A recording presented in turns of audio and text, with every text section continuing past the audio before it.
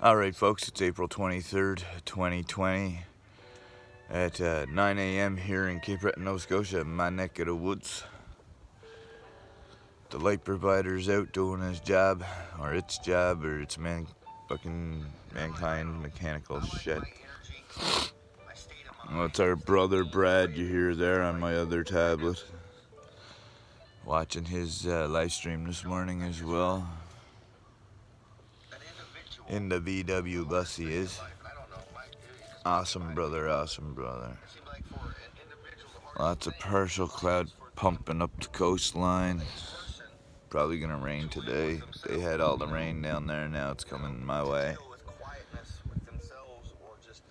Other than that, it's not a bad day. The breeze is a little chilly because of the crap coming up the coastline, of course. Still micro winter. And then very little bit of spring here as well. Look at that chem haze.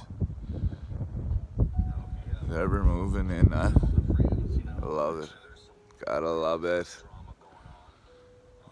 There's lots of thick heavy cloud coming.